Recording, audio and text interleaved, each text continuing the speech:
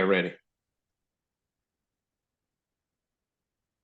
Well, hey everybody. I'm here with my good friend Mateo Calise, and this is the Coltist, season 3, episode 1, aka the Josh Downs special.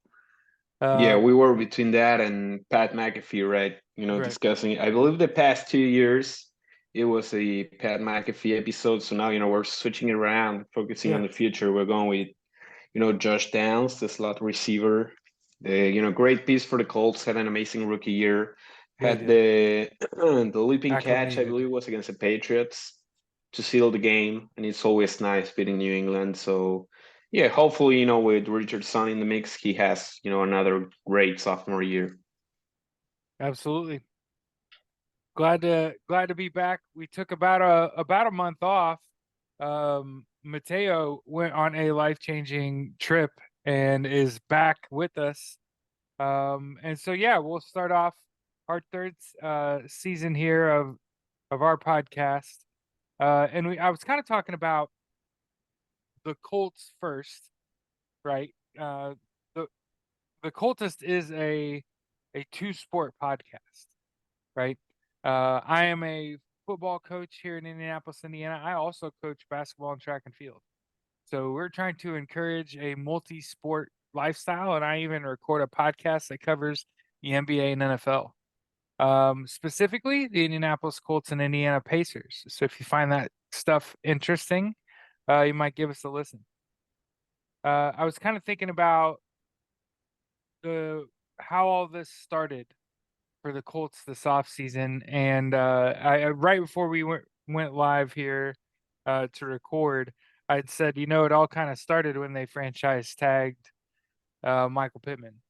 Now, of course, I think before the end of the week, they had re-signed him to a new contract, so he didn't last very Yeah, long. yeah, But it, which was in my opinion, the first really good call of the offseason. I was like, just give him whatever money he wants. I don't think I believe it's 3 years, 70 million. I don't think he's overpaid. In fact, I mean that's okay. I would have preferred perhaps a longer contract, but 3 years is also not bad. I mean, happily all around. Like that's a great guy to keep around. That's a legit number one receiver. Those don't grow on trees. And also Chris Ballard before Downs and Michael Pittman, he kind of struggled drafting wide receivers. Mhm.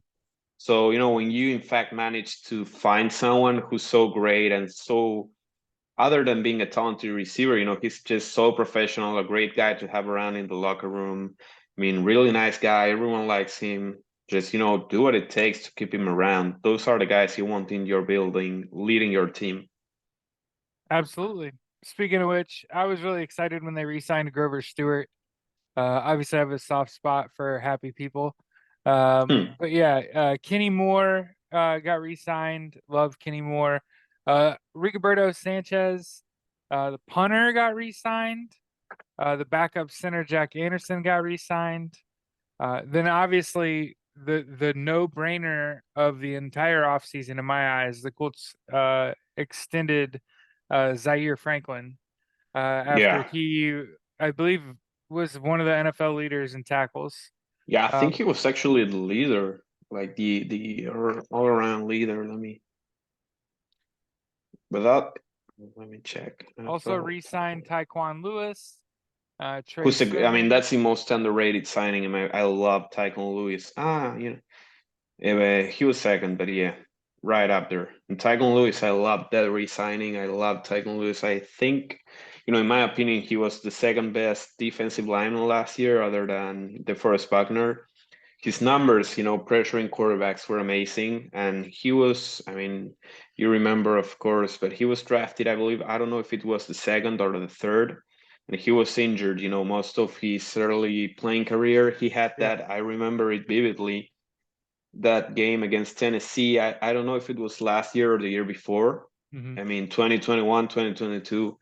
He gets the interception and running it back, he falls down by himself, he fumbles, and he tears his ACL on that play.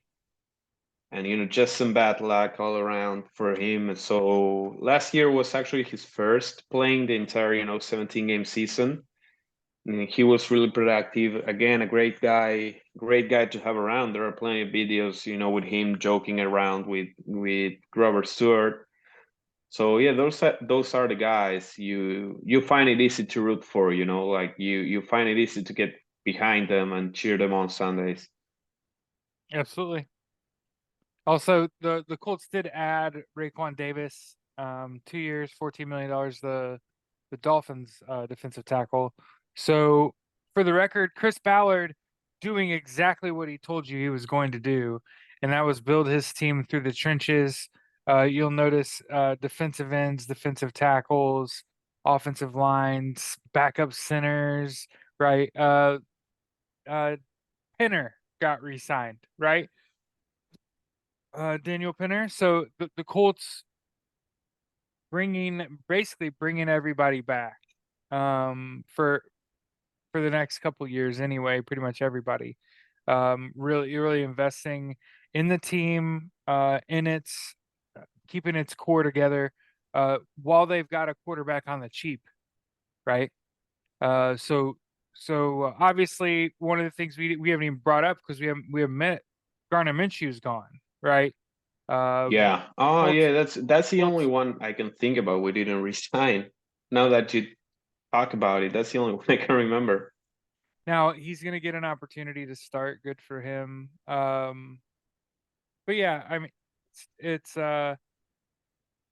he had a good year, all things considered. Obviously, not Yeah. a top quarterback in the NFL. Definitely a backup though. Um, and feels like he's got enough left in the tank to take a shot at himself. And why wouldn't you? So yeah, happy for Gardner Minshew. Uh, Obviously the big sort of talk, the nonstop conversation is about Justin Fields, who actually got traded. He's no longer a target, so I don't even know why I brought him up. But yeah, there's not really another another backup that you're really looking to get here. So you're Now almost it's Joe certainly Flacco and well.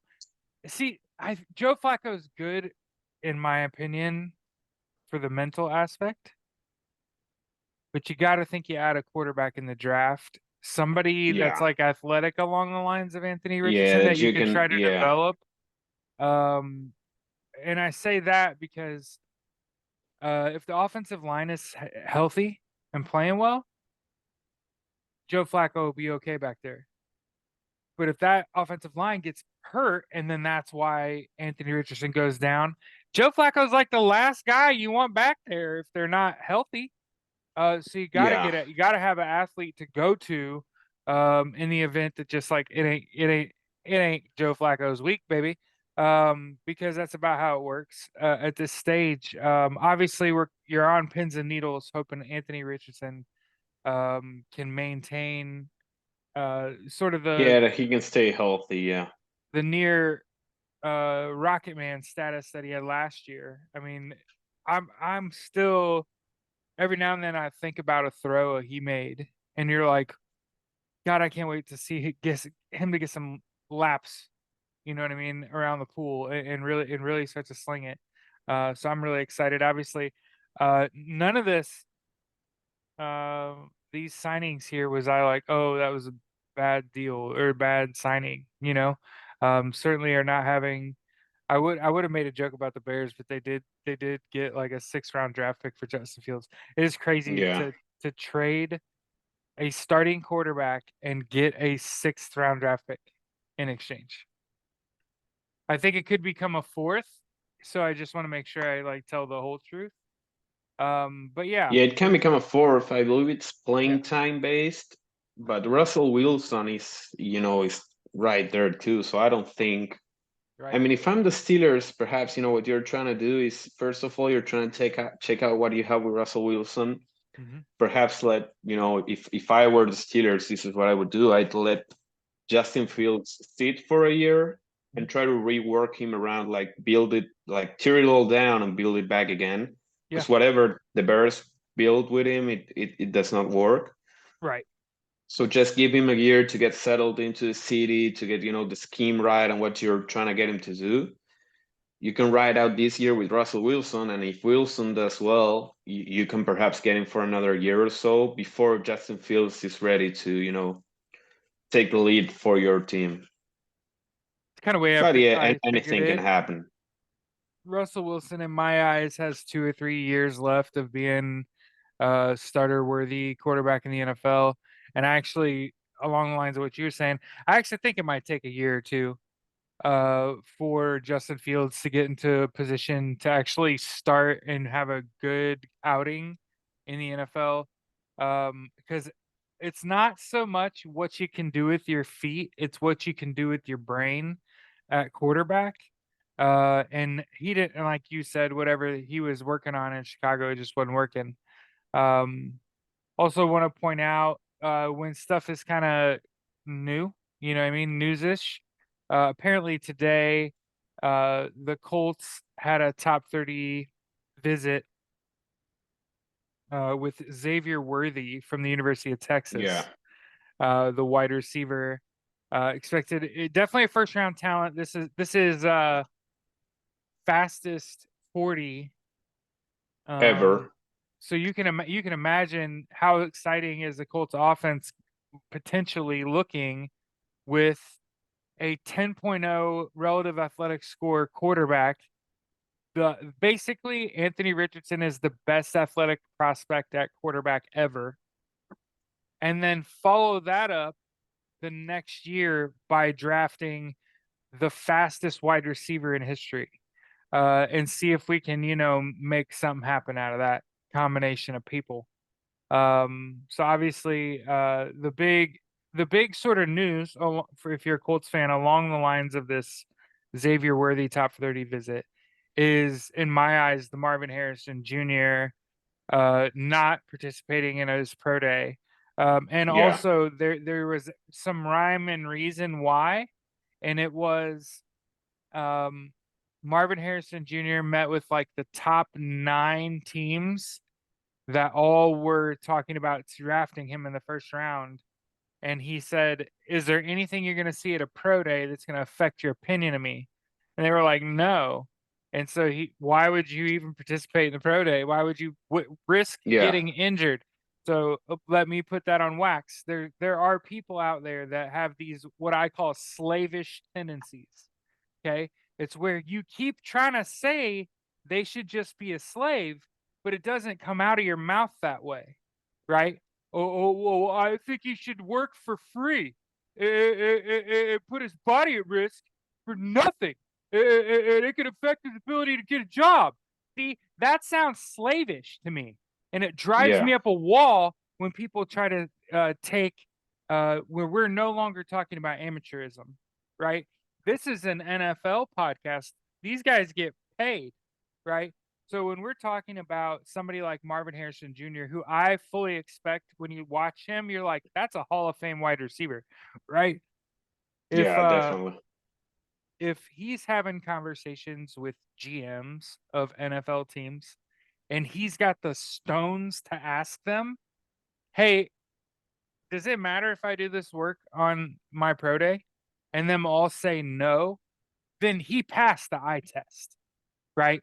All those GMs, like, yeah, there's nothing I'm going to see on your pro day that I haven't already seen, right? So yeah, I wanted to point that out because obviously, my heart of hearts, the Colts trade up and take Marvin Harrison Jr. Just throwing that out there. I'm putting that into the universe. I would settle for Xavier Worthy if somebody decides they want to pay exorbitantly more than the Colts would have paid for the same deal. See, in my fantasy universe, we win because we can see all angles. But yeah, the the Colts certainly active, not the kind of active that makes stupid people happy, but the kind of active that makes me happy, right? Continuity. If you've been listening to any content I've been putting out for like years, continuity is like hugely important. Obviously, not when your offensive line coach is terrible, but now they got a good one, right? And then all those people get Yeah. to keep their jobs. See, that's like super important.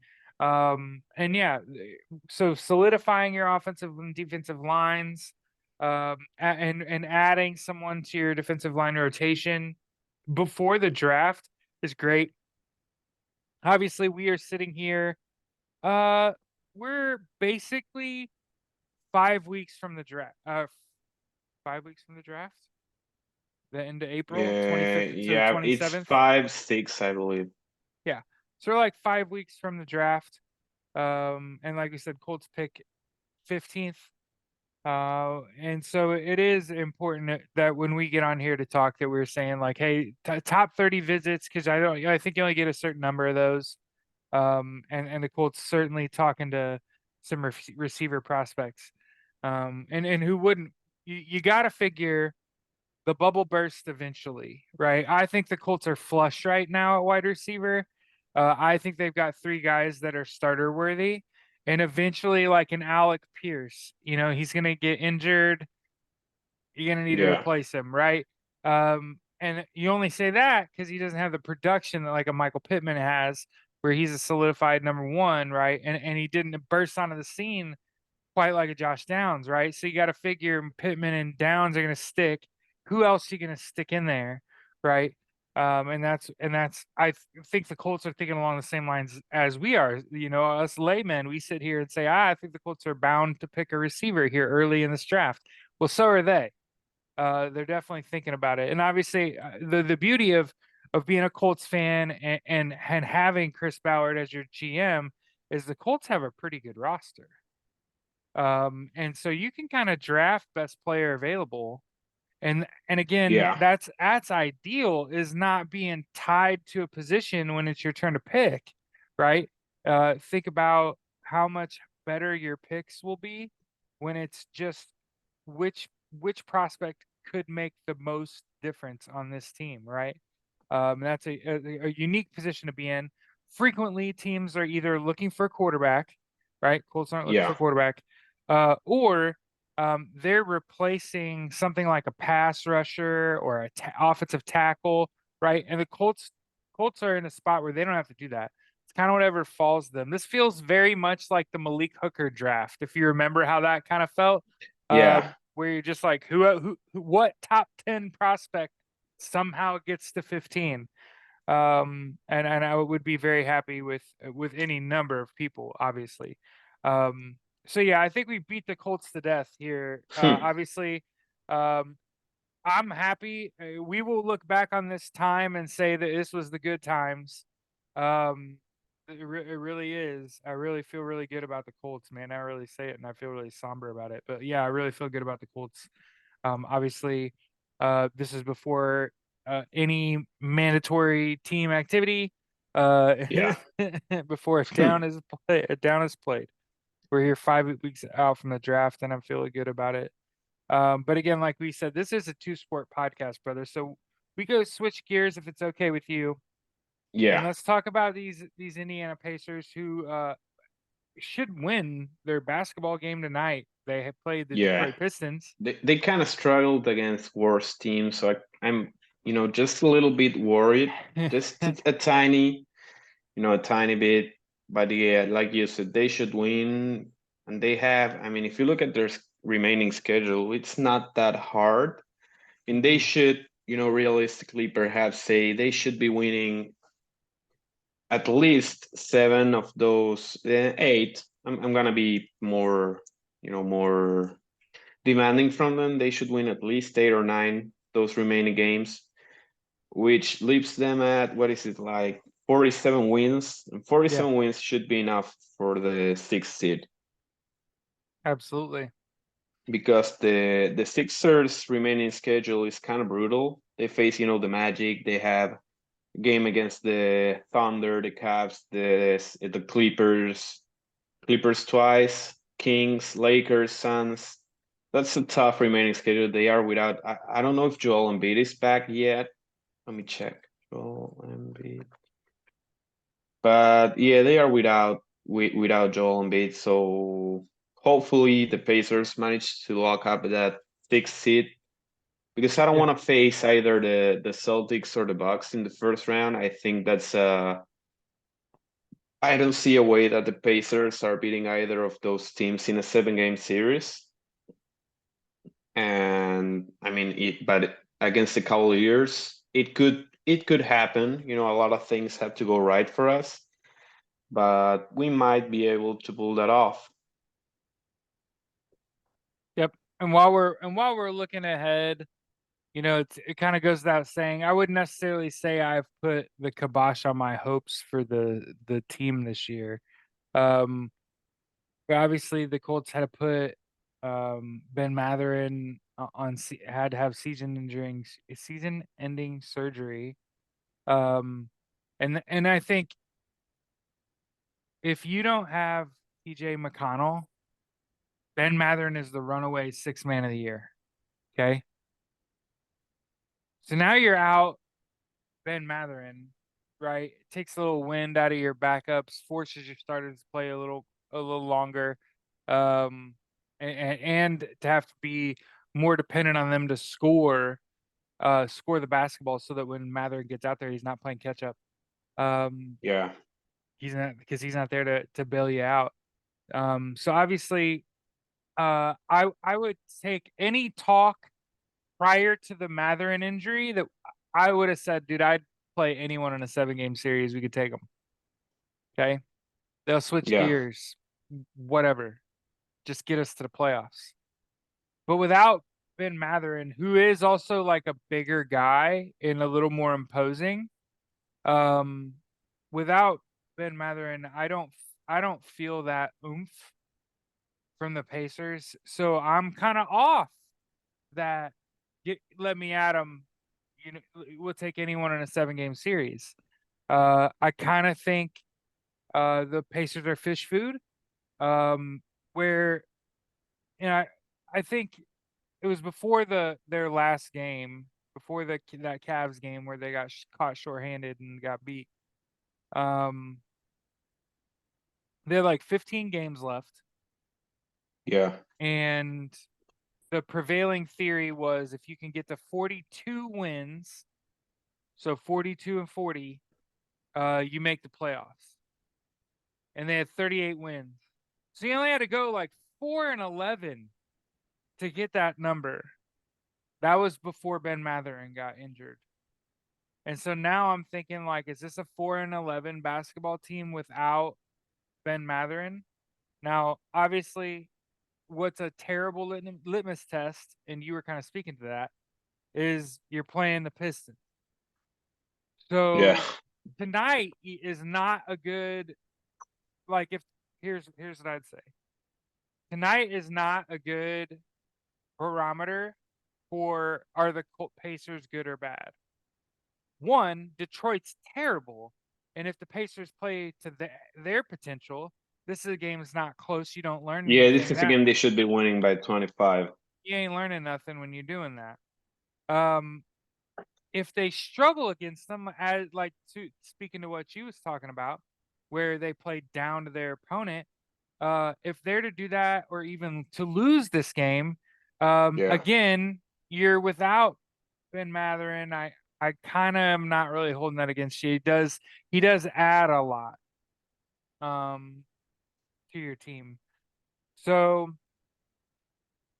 obviously like you said, you expect the Pacers to win like 8 or 9 of these games that are remaining.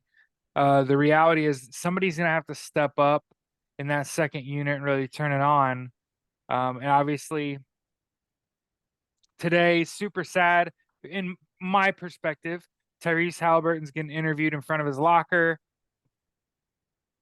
talking about struggling to yeah, shoot the basketball. And he's got like 9 games in a row where he shot like less than 23% from 3-point land. He's just struggling.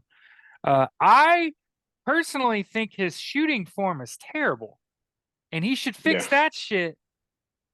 And I don't care if you miss. But as long as he has bad shooting form, he's gonna have bad nights. And as long as there's 82 games in a season, he's gonna have 9 games where he shoots really bad. And this is because victory is fickle. Um, I don't know how to explain it.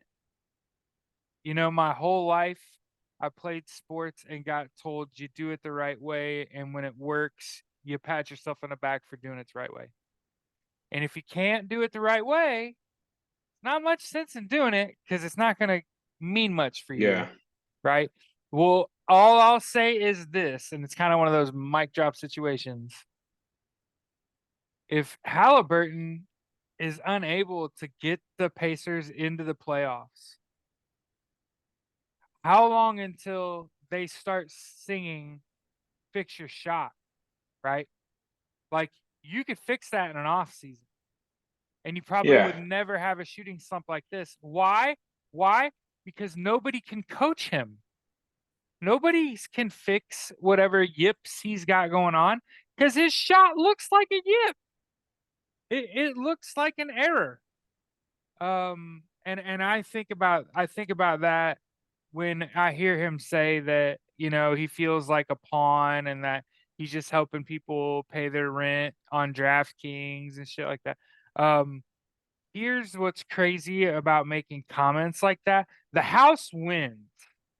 So DraftKings is making a fuckload of money, to Mr. Halliburton, and you're not helping someone pay their bills, except for the lowly paid DraftKings employees.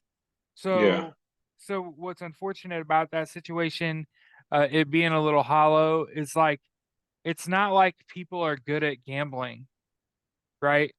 People are collectively pretty awful at it. But yeah, I want to always be realistic.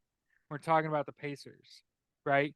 For so long, they've been mid, right? They've just been Yeah. okay. I think the world of the Siakam trade, smooth move, man. Same thing with the Halliburton deal, right? I just think like when you lose a player for the year and it's like the end of the year and it's kind of hit or miss whether or not you make the playoffs, that's when people get fired. So obviously I want them to like win out and go make a deep playoff run and completely vilify every move that you make, including your coach, right? And it just cements um, your coach as the guy. But more often they go like 3-12 and don't make the playoffs, and somebody gets fired. It is Yeah. what's far more likely to happen. I'm just trying to be realistic about it. It's just Victory's a fickle bitch, right?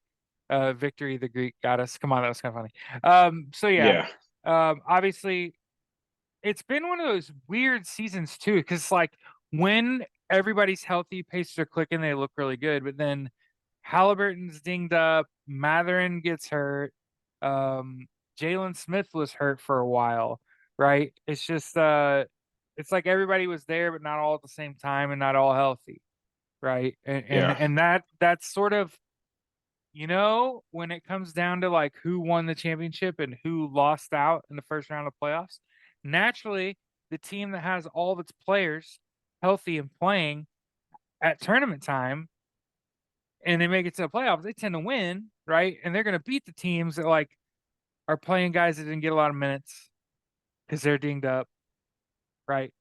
Um, and that I'm afraid is where the Pacers are. The Pacers are rolling into the playoffs with somebody that hasn't Yeah. been getting a lot of time is now getting time, or somebody has been playing extended minutes. And then that, like I said, that's just going to get somebody hurt. So it's kind of an ugly situation. I know I'm kind of a depressing listen. But I just think the world of Ben Matherin, right? And Yeah. I think what he brought off your bench was straight up winning, keeping you in games and winning you games. And you don't have that now. And it's late in the season. You need somebody to really step up. And it's like, who's that person? Right? We can't just quickly identify that obviously you want to say, well, TJ McConnell will do it, right? Well, he's Yeah. not very But big. He's not very big and he's kind of old. So it's a matter of time before he gets dinged up too. That's what I'm saying. Obviously, they're running on fumes as they get in the playoffs. But like I said, they're right. They're on the cusp. Uh, basketball is a little tighter or a little looser than football. Remember, we talk about um in the NFL, the average point spread being like 3 points, and the home team wins a little more than half of the time. That's not how that works in basketball. Um, the home team, the home team actually is like 48% to win. She's rough. Your home crowd's rough. Um, not for it's a very taxing sport. And like I said, Yeah, Ben Matherin represents like a really good athlete on the floor at all, that plays a lot of minutes in relief. And I think that anyone else selling the Pacers as anything other than like shuffling into the playoffs, right? Barely making it and probably not having a good time. That is, of course, unless someone just starts delivering, right? This requires Halliburton to get out of his slump, and then also somebody else is going to have to rise up, right? If of course, if you're one of those players that hasn't been getting a lot of minutes, this is like your moment, right? Um, and yeah, and and so I'd be on the lookout for that. Is like who's going to sort of pick up the slack, right? Because somebody's going to have to do that for them to win.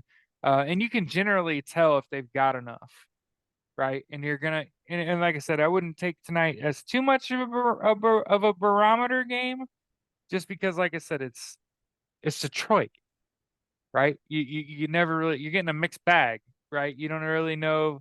Are you getting their best? Is that are they trying to win? Right? Or are we playing down to them and we don't have the depth to really handle their best, right? yeah. Um, but yeah, obviously, like I said, when we look back on this time, we will remember this as this was the good times when the franchises were doing real good at the Hmm. same time. Um, Yeah, and it's really like that. Usually it's just, one or the other is just going through a tough rebuilding spot.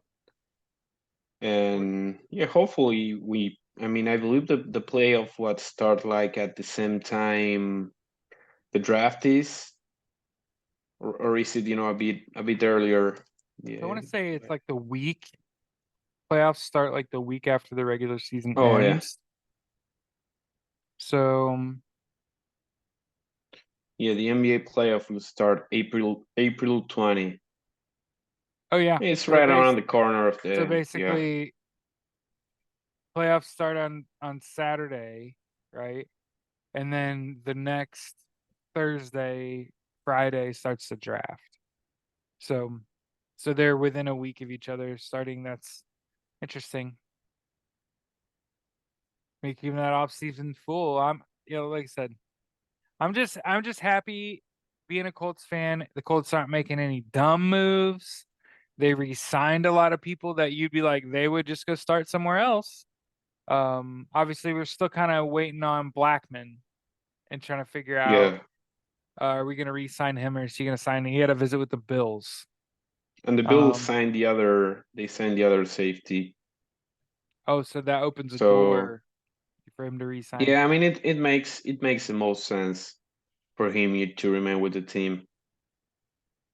and that would be another piece. And like I said, if you're gonna win, continuity is the key. And keeping the band together, as long as they're performing up to snuff, it is highly important if you want to win a Super Bowl. And I think there's a lot of people involved with the Colts that obviously they want to come back and want to play and be a part of this team because they have to see the potential in Anthony Richardson, right? Um, and I'm really excited. Obviously, you'd be crazy not to be, right? Um, Yeah. so yeah, this has been the Coltist, season 3, episode 1, the Josh Downs episode. Okay, we're gonna try to get together every couple weeks anyway. Yeah. Talk about the Colts and the Pacers, keep everybody in the loop with what we're hearing on our end, and kind of being able to um, let the news go before we record, right? So much of what has happened has already happened by the time we get on here. Yeah. It's actually good. We're not doing any prognosticating, right? Yeah. We're talking about actual events. So yeah, have a great couple weeks.